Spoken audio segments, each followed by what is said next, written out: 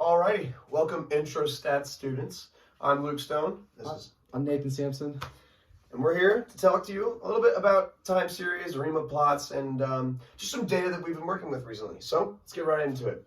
So recently, we've been working with Airbnb stock price, and we've been looking at forecasting, particularly for the next 30 days. And the response variable we wanted to look at for this was closing price. So for 252 days, because we're not including weekends, for the past year, we wanted to look at every single day's closing price in an entire 250-day time period. And so with that, we're hopefully gonna find a trend. We have a few different ways to look at that. So we have ways to load it in right here. And then do we wanna get right into what it looks like?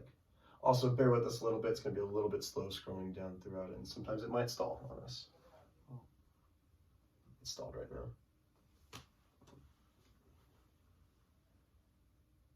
This is part of the presentation.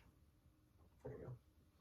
All right, so this is what time series looks like when we modeled it out throughout 252 days, the past year, basically. So you'll see kind of some general trends, generally going positive upwards. Not much to really get from it right there when trying to look at the future, because you can kind of see a general trend, but we want to know specifics. How much can we kind of get from this? So we're going to start the process here. Yeah, so first what we did was we made a linear model of the closing prices with the year. And based on the plots that we used the linear model plots to find normal distribution, the constant variance of the mean around the mean of 0.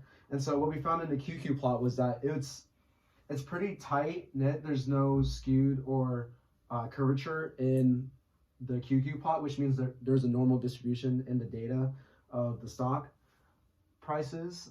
And another plot that we can use to find variance is the residual versus fitted. And so what you can tell from this plot is that there's a clear pattern that you can see within the data points. And so there's non-constant variance within the data points. So that's what we found from using the linear regression model. And then we also computed an ACF plot, what an ACF plot tells you is the variance of the mean of the data points. So in our case, it would be the closing stock prices within the year. And so what we found is that it drastically decays to 0 in the beginning of our ACF plot, but then towards the end it does some sort of variation, or which means that this data is non-stationary. What non-stationary means is that the variance and the mean are not constant. And so as you can see from this data, if it just drastically decayed to 0, then it would be and if it was within these dotted blue lines, then it would mean that our lags are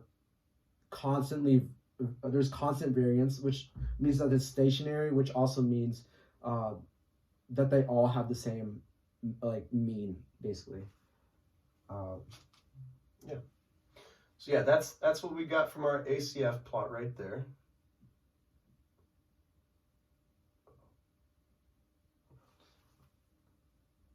I mean, it works when you do it. All right.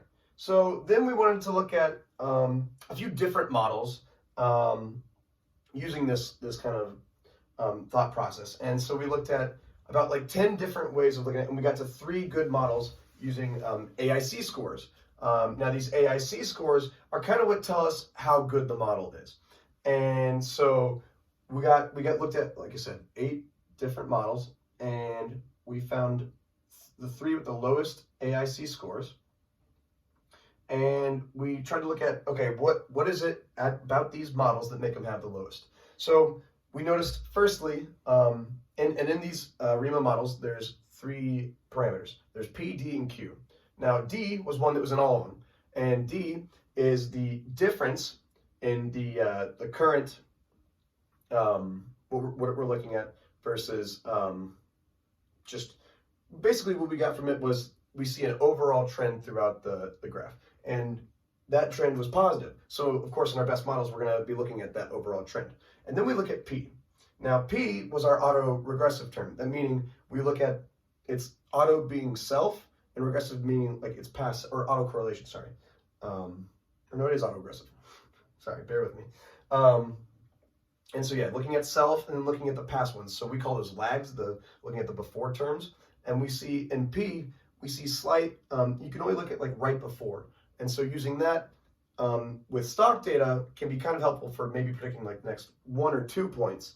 But when we're looking at like the next 30 days, it gets a little harder to understand that. So when finally our last model, which we believe to be our best one, that uses D and Q only, Q is what models kind of overall like weird bumps and just overall kind of variance that happens throughout the graph that can sometimes kind of skew it up and down.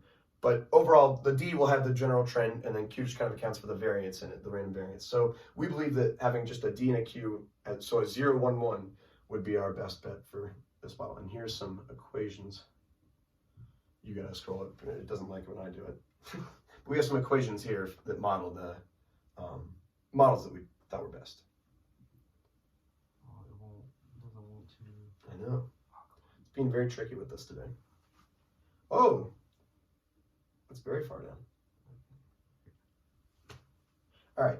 So yeah, talked about all that, and then we get to our fitted model. Now, this is model the actual time series versus our predictive model, and we see it's actually very close, and so I'd say we actually have a pretty good model here. It looks like it's very well representative of the data, and we can then use it to actually forecast. So Nathan will tell us how we can. Yeah, so basically what forecasting is we use our output to forecast, and what we did was we used the forecasting function to determine and predict the set of range of the closing prices of where the Airbnb closing price will be for the stock in the next 30 days. And so, yeah, so based on our forecast plot that we outputted in R, the dark blue area, which is the smaller region in this plot, is the 85% confidence interval of where the price may be in the next 30 days for the Airbnb stock. And the wider range in the forecast plot is the 95% confidence interval of, so we are 95% confident of where the stock price is going to be in the next 30 days within this certain range based on this plot. And next, Luke will be talking about the diagnostics. Yeah, so when the diagnostics get here eventually, we're going to be looking at normality across the residuals. We're going to be looking at heteroscedasticity. Oh, there it is. All right, so here, now I can show you. So looking here, firstly, let's start with the histogram right here of the residuals. We see a big bell curve, and that's what you want to see for your residuals. That means we've got normality in our data, which means that that's good. And then we'll go to our mean right here for residuals, and you'll see that's pretty all bang average around 0, and that's also what you want. You want it to be around 0. Also, the variance is you'll see that here in the lag terms, very constant variance, no real pattern as well. So that means we've probably got a really good model, meaning that we can kind of use it to predict the future for this stock. And yeah, this is probably like one of our better models. That it's very accurate, and this is what you want to see for your models.